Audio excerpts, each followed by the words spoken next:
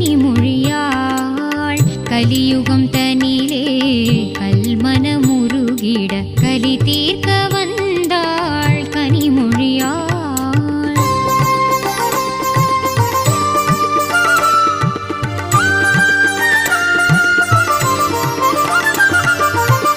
மலிந்திடும் அருட்பகை மயக்கத்தில் மாந்தரும் நலிந்தனர் நன்னெறி மறந்தனர் மடிந்தனர். மலிந்திடும் அருட்பகை மயக்கத்தில் மாந்தரும் நலிந்தனர் நன்னெறி மறந்தனர் மடிந்தனர். கலி தீர்க்க வந்தாள் கனிமொழியாள் கலியுகம் தனிலே கல்மனமுருகிட கலி தீர்க்க வந்தாள் கனிமொழியாள்.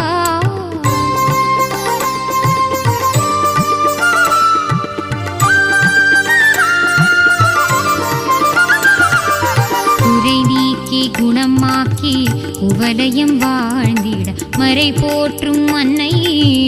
மகவாயுதித்தாள். குறை நீக்கி குணமாக்கி குவலயம் வாழ்ந்திட மறை போற்றும் அன்னை மகவாயுதித்தாள். இறைவியாம் வாராகி முகமுடு பிறந்தாள் கரை கண்ட நாயகி கனிவுடன் அருட்புரிந்தாள். இறைவியாம் வாராகி முகமுடு பிறந்தாள் கரை கண்ட நாயகி கனிவுடன் அருட்புரிந்தாள். கலி தீர்க்க வந்தாள் கனிமொழியாள் கலியுகம் தனிலே கல்மனமுருகிட கலி தீர்க்க வந்தாள் கனிமொழியாள்.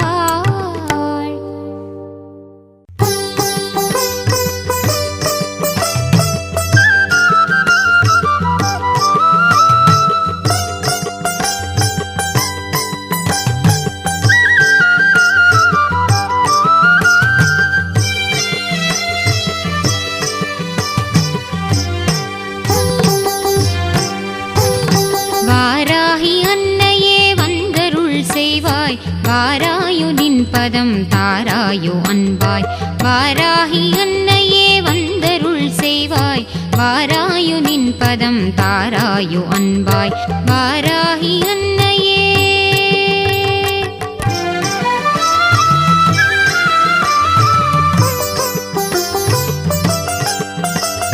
யாராகினும் உந்தன் திருநாமம் மகிமையை பாராயணம் செய்ய பரிவோடு மனமிறங்கி. யாராகினும் உந்தன் திருநாமம் மகிமையை பாராயணம் செய்ய பரிவோடு மனமிறங்கி. பாராயணம் செய்ய பரிவோடு மனமிறங்கி. வாராகி அன்னையே வந்தருள் செய்வாய் வாராகி அன்னையே.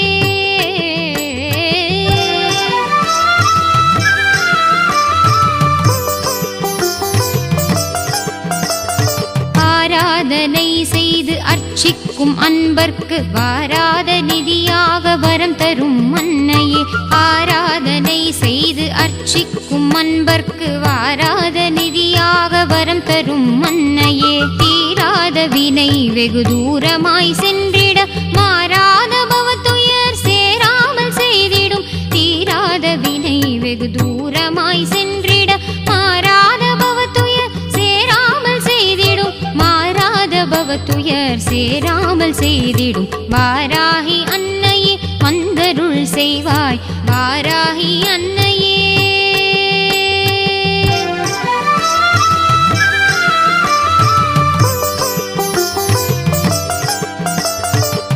பதம் பணிந்திடும் பக்தரை காத்திடும் இன்னன்னையே உந்தன் மலரடி சரணம். உன் பதம் பணிந்திடும் பக்தரை காத்திடும் இன்னன்னையே உந்தன் மலரடி சரணம். அன்புடன் வேண்டினேன் எம் குறை தீர்ப்பாய் இன்பமும் அளிப்பாய் சிவகுமரி தனக்கே. அன்புடன் வேண்டினேன் எம் குறை தீர்ப்பாய் இன்பமும் அளிப்பாய் சிவகுமரி தனக்கே. இன்பமும் அளிப்பாய் சிவகுமரி தனக்கே. வாராகி அன்னையே வந்தருள் செய்வாய் வாராயு நின் பதம் தாராயு அன்பாய். வாராகி அன்னையே வந்தருள் செய்வாய் வாராயு நின் பதம் தாராயு அன்பாய். வாராகி அன்னையே.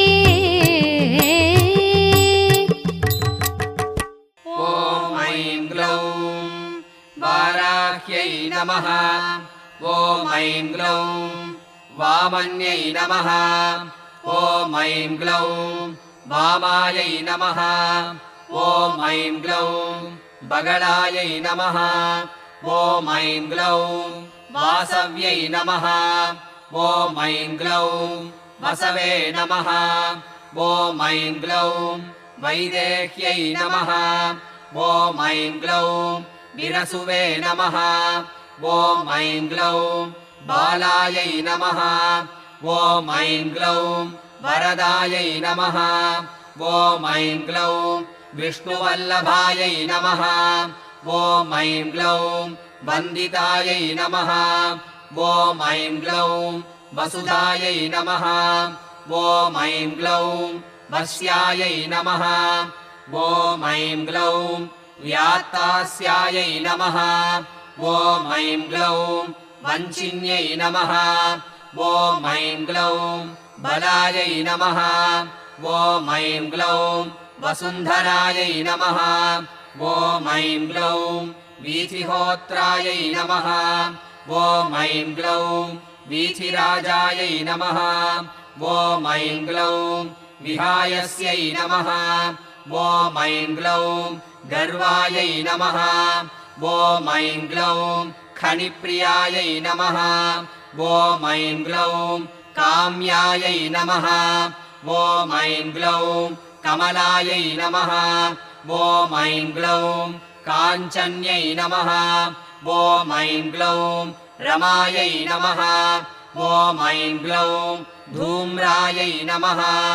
ॐ ऐं ग्लौं कपालिन्यै नमः ॐ ऐं ग्लौं वामायै नमः ॐ ऐं ग्लौं कुरुकुल्लायै नमः ॐ ऐं ग्लौं कलावत्यै नमः ॐ ऐं ग्लौं याम्यायै नमः ॐ ऐं ग्लौं आग्नेयै नमः ॐ ऐं ग्लौं धरायै नमः ॐ ऐं ग्लौं धन्यायै नमः ॐ ऐं ग्लौं दायिन्यै नमः ॐ ऐं ग्लौं ध्यानिन्यै नमः ॐ ऐं ग्लौं ध्रुवायै नमः ॐ ऐं ग्लौं धृत्यै नमः ॐ ऐं ग्लौं लक्ष्म्यै नमः ॐ ऐं ग्लौं जयायै नमः ॐ ऐं ग्लौं तुष्ट्यै नमः ॐ ऐं ग्लौं शक्त्यै नमः ॐ ऐं ग्लौं मेधायै नमः ॐ ऐं ग्लौं तपस्विन्यै नमः ॐ ऐं ग्लौं वेदायै नमः ॐ ऐं ग्लौं जयायै नमः ॐ ऐं ग्लौं कृत्यै नमः ॐ ऐं ग्लौं कान्तायै नमः ॐ ऐं ग्लौं स्वाहायै नमः ॐ ऐं ग्लौं शान्त्यै नमः ॐ ऐं ग्लौं तमायै नमः ॐ ऐं ग्लौं रथ्यै नमः ॐ ऐं ग्लौं लज्जायै नमः ॐ ऐं ग्लौं मत्यै नमः ॐ ऐं ग्लौं स्मृत्यै नमः ॐ ऐं ग्लौं निद्रायै नमः ॐ ऐं ग्लौं तन्त्रायै नमः ॐ ऐं ग्लौं गौर्यै नमः ॐ ऐं ग्लौं शिवायै नमः ॐ ऐं ग्लौं स्वधायै नमः ॐ ऐं ग्लौं चण्ड्यै नमः ॐ ऐं ग्लौं दुर्गायै नमः ॐ ऐं ग्लौं अभयायै नमः ॐ ऐं ग्लौं भीमायै नमः ॐ ऐं ग्लौं भाषायै नमः ॐ ऐं ग्लौं भामायै नमः ॐ ऐं ग्लौं भयानकायै नमः ॐ ऐं ग्लौं भूधरायै नमः ॐ ऐं ग्लौं भयापहायै नमः ॐ ऐं ग्लौं भीरवे नमः ॐ ऐं ग्लौं भैरव्यै नमः ॐ ऐं ग्लौं पङ्कारायै नमः ॐ ऐं ग्लौं पट्यै नमः ॐ ऐं ग्लौं गुर्गुरायै नमः ॐ ऐं ग्लौं घोषणायै नमः ॐ ऐं ग्लौं घोरायै नमः ॐ ऐं ग्लौं घोषिण्यै नमः ॐ ऐं ग्लौं घोणसंयुक्तायै नमः ॐ ऐं ग्लौं घनायै नमः ॐ ऐं ग्लौं अघ्नायै नमः ॐ ऐं ग्लौं गर्गरायै नमः ॐ ऐं ग्लौं घोणयुक्तायै नमः ॐ ऐं ग्लौं अघनाशिन्यै नमः ॐ ऐं ग्लौं पूर्वायै नमः ॐ ऐं ग्लौं आग्नेयै नमः ॐ ऐं ग्लौं याम्यायै नमः ॐ ऐं ग्लौं नैऋत्यै नमः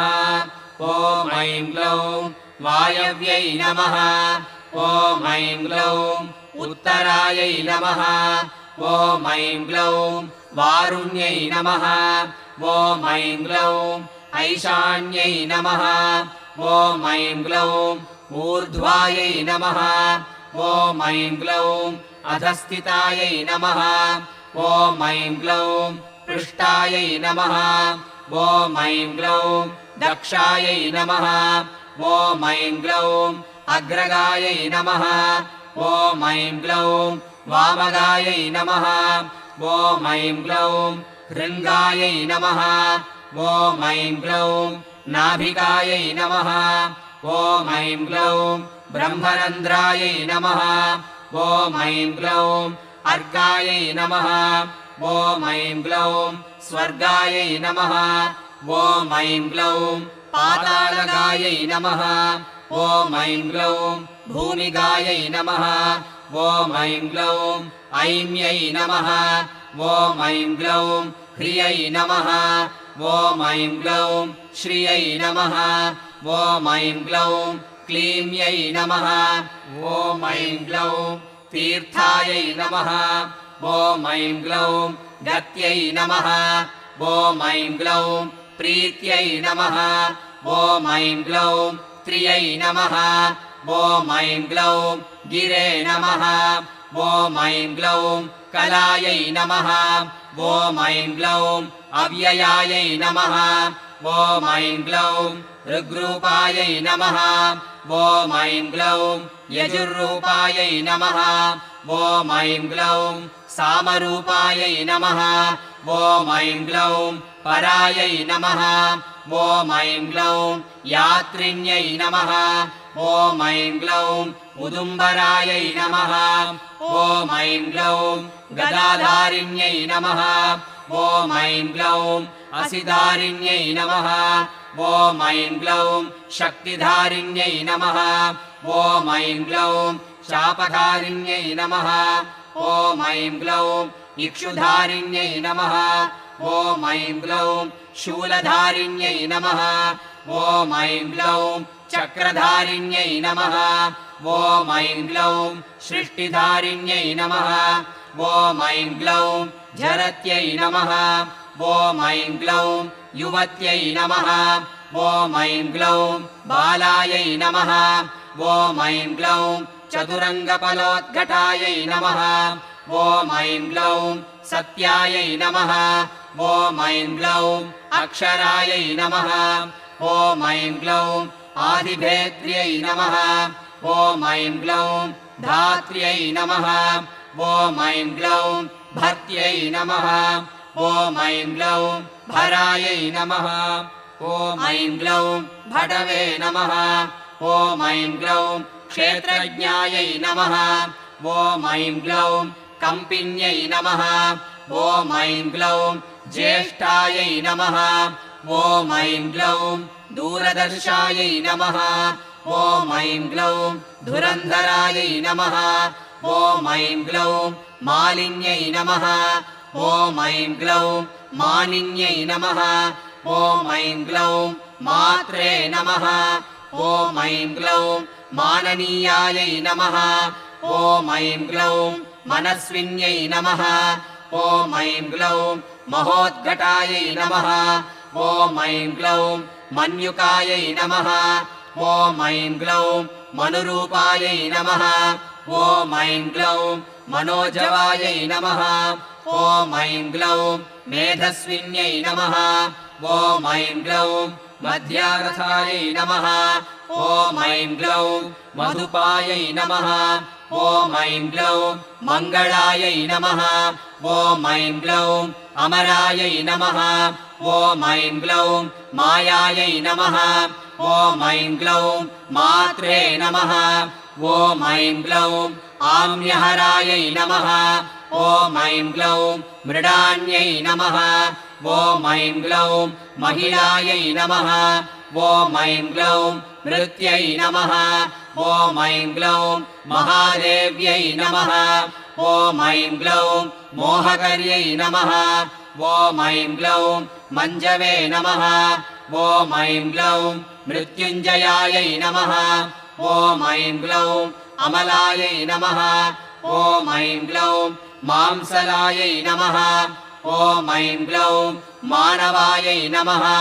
ॐ ऐं ग्लौं मूलायै नमः ॐ ऐं ग्लौं महालसायै नमः ॐ ऐं ग्लौं मृगाङ्गकार्यै नमः ॐ ऐं ग्लौं मर्कालसायै नमः ॐ ऐं ग्लौं मीनकायै नमः ॐ ऐं ग्लौं श्याममहिष्यै नमः ॐ ऐं ग्लौं मदन्दिकायै नमः ॐ ऐं ग्लौं मूर्च्छापहायै नमः ॐ ऐं ग्लौं मोहापहायै नमः ॐ ऐं ग्लौं मृषापहायै नमः ॐ ऐं ग्लौं मोहापहायै नमः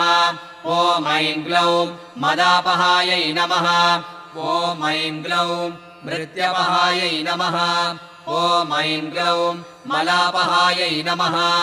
ॐ ऐं ग्लौं सिंहाननायै नमः ॐ ऐं ग्लौं व्याघ्राननायै नमः ॐ ऐं ग्लौं कुक्षाननायै नमः ॐ ऐं ग्लौं महिषाननायै नमः ॐ ऐं ग्लौं मृगाननायै नमः ॐ ऐं ग्लौं क्रोडाननायै नमः ॐ ऐं ग्लौं धुन्यै नमः ॐ ऐं ग्लौं धरिण्यै नमः ॐ ऐं ग्लौं धारिण्यै नमः ॐ ऐं ग्लौं केतवे नमः ॐ ऐं ग्लौं दरिद्र्यै नमः ॐ ऐं ग्लौं धावत्यै नमः ॐ ऐं ग्लौं धवायै नमः ॐ ऐं ग्लौं धर्मध्वनायै नमः ॐ ऐं ग्लौं ध्यानपरायै नमः ॐ ऐं ग्लौं धनप्रदायै नमः ॐ ऐं ग्लौं धान्यप्रदायै नमः ॐ ऐं ग्लौं धराप्रदायै नमः ॐ ऐं ग्लौं पापनाशिन्यै नमः ॐ ऐं ग्लौं दोषनाशिन्यै नमः ॐ ऐं ग्लौं रिपुनाशिन्यै नमः ॐ ऐं ग्लौं व्याधिनाशिन्यै नमः ॐ ऐं ग्लौं सिद्धिदायिन्यै नमः ॐ ऐं ग्लौं कलारूपिण्यै नमः ॐ ऐं ग्लौं काष्ठारूपिण्यै नमः ॐ ऐं ग्लौं क्षमारूपिण्यै नमः ॐ ऐं ग्लौं पक्षरूपिण्यै नमः ॐ ऐं ग्लौं अहोरूपिण्यै नमः ॐ ऐं ग्लौं त्रुटिरूपिण्यै नमः ॐ ऐं ग्लौं श्वासरूपिण्यै नमः ॐ ऐं ग्लौं समृद्धारूपिण्यै नमः ॐ ऐं ग्लौं सुभुजायै नमः ॐ ऐं ग्लौं रौद्र्यै नमः ॐ ऐं ग्लौं राधायै नमः ॐ ऐं ग्लौं रागायै नमः ॐ ऐं ग्लौं रमायै नमः ॐ ऐं ग्लौं शरण्यै नमः ॐ ऐं ग्लौं रामायै नमः ॐ ऐं ग्लौं रतिप्रियायै नमः ॐ ऐं ग्लौं हृष्टायै नमः ॐ ऐं ग्लौं वामाङ्गायै नमः ॐ ऐं ग्लौं नीलाङ्गायै नमः ॐ ऐं ग्लौं अनङ्गरूपिण्यै नमः ॐ ऐं ग्लौं साङ्गोपाङ्गायै नमः ॐ ऐं ग्लौं सारङ्गायै नमः ॐ ऐं ग्लौं शुभाङ्गायै नमः ॐ ऐं ग्लौं रङ्गरूपिण्यै नमः ॐ ऐं ग्लौं भद्रायै नमः ॐ ऐं ग्लौं सुभद्रायै नमः ॐ ऐं ग्लौं भद्राक्ष्यै नमः ॐ ऐं ग्लौं सिंहिकायै नमः ॐ ऐं ग्लौं विनतायै नमः ॐ ऐं ग्लौं आदित्यायै नमः ॐ ऐं ग्लौं हृदयायै नमः ॐ ऐं ग्लौं अवध्यायै नमः ॐ ऐं ग्लौं शुभध्यायै नमः ॐ ऐं ग्लौं गद्यप्रियायै नमः ॐ ऐं ग्लौं पद्यप्रियायै नमः ॐ ऐं ग्लौं प्रसवे नमः ॐ ऐं ग्लौं चर्चिकायै नमः ॐ ऐं ग्लौं भोगवत्यै नमः ॐ ऐं ग्लौं अम्बायै नमः ॐ ऐं ग्लौं सारस्यै नमः ॐ ऐं ग्लौं सवायै नमः ॐ ऐं ग्लौं नट्यै नमः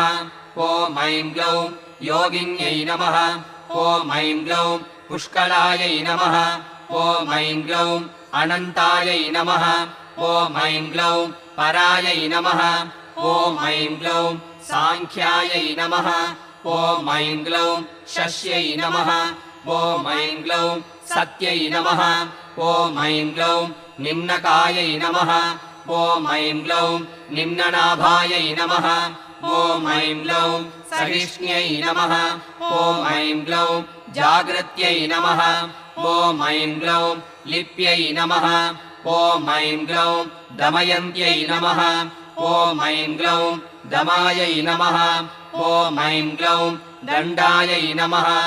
ॐ ऐं ग्लौं उद्दण्डिन्यै नमः ॐ ऐं ग्लौं दारदायिकायै नमः ॐ ऐं ग्लौं दीपिन्यै नमः ॐ ऐं ग्लौं दाविन्यै नमः ॐ ऐं ग्लौं धात्र्यै नमः ॐ ऐं ग्लौं दक्षकन्यायै नमः ॐ ऐं ग्लौं धरते नमः ॐ ऐं ग्लौं दाहिन्यै नमः ॐ ऐं ग्लौं द्रविण्यै नमः ॐ ऐं ग्लौं दर्व्यै नमः ॐ ऐं ग्लौं दण्डिन्यै नमः ॐ ऐं ग्लौं दण्डनायिकायै नमः ॐ ऐं ग्लौं दानप्रियायै नमः ॐ ऐं ग्लौं दोषहन्त्र्यै नमः ॐ ऐं ग्लौं दुःखनाशिन्यै नमः ॐ ऐं ग्लौं दारिद्र्यनाशिन्यै नमः ॐ ऐं ग्लौं दोषदायै नमः ॐ ऐं ग्लौं दोषकृते नमः ॐ ऐं ग्लौं दोक्त्र्यै नमः ॐ ऐं ग्लौं दोहत्यै नमः ॐ ऐं ग्लौं देविकायै नमः ॐ ऐं ग्लौं अधनायै नमः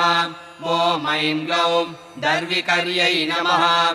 ॐ ऐं ग्लौं दुर्वलितायै नमः ॐ ऐं ग्लौं दुर्युगायै नमः ॐ ऐं ग्लौं अद्वयवादिन्यै नमः ॐ ऐं ग्लौं चरायै नमः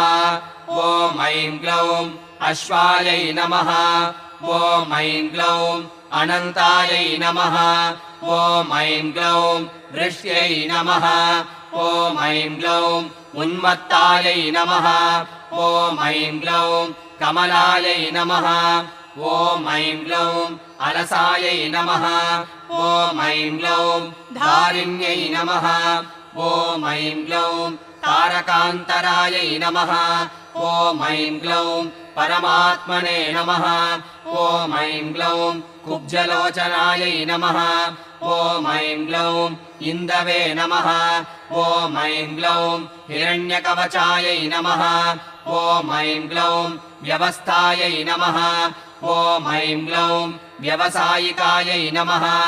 ॐ ऐं ग्लौं ईशनन्दायै नमः ॐ ऐं ग्लौं नत्यै नमः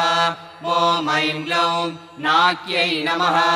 ॐ ऐं ग्लौं यक्षिण्यै नमः ॐ ऐं ग्लौं सर्पिण्यै नमः ॐ ऐं ग्लौं वर्यै नमः ॐ ऐं ग्लौं सुधायै नमः ॐ ऐं ग्लौं विश्वसखायै नमः ॐ ऐं ग्लौं शुद्धायै नमः ॐ ऐं ग्लौं सुवर्णायै नमः ॐ ऐं ग्लौं अङ्गधारिण्यै नमः ॐ ऐं ग्लौं जनन्यै नमः ॐ ऐं ग्लौं प्रतिभागैरवे नमः ॐ ऐं ग्लौं साम्राज्ञै नमः ॐ ऐं ग्लौं संविधे नमः ॐ ऐं ग्लौं उत्तमायै नमः ॐ ऐं ग्लौं अमेयायै नमः ॐ ऐं ग्लौं अरिष्टधमन्यै नमः ॐ ऐं ग्लौं पिङ्गळायै नमः ॐ ऐं ग्लौं लिङ्गवारुण्यै नमः ॐ ऐं ग्लौं चामुण्डायै नमः ॐ ऐं ग्लौं प्लाविन्यै नमः ॐ ऐं ग्लौं हालायै नमः ॐ ऐं ग्लौं बृहते नमः ॐ ऐं ग्लौं ज्योतिष्यै नमः ॐ ऐं ग्लौं उरुक्रमायै नमः ॐ ऐं ग्लौं सुप्रतीकायै नमः ॐ ऐं ग्लौं सुरायै नमः ॐ ऐं ग्लौं हव्यवाह्यै नमः ॐ ऐं ग्लौं प्रलापिन्यै नमः ॐ ऐं ग्लौं सपस्यै नमः ॐ ऐं ग्लौं माग्विन्यै नमः ॐ ऐं ग्लौं ज्येष्ठायै नमः ॐ ऐं ग्लौं शिशिरायै नमः ॐ ऐं ग्लौं ज्वालिन्यै नमः ॐ ऐं ग्लौं रुच्यै नमः ॐ ऐं ग्लौं शुक्लायै नमः ॐ ऐं ग्लौं शुक्रायै नमः ॐ ऐं ग्लौं शुचायै नमः ॐ ऐं ग्लौं शोकायै नमः ॐ ऐं ग्लौं शुक्यै नमः ॐ ऐं ग्लौं भेद्यै नमः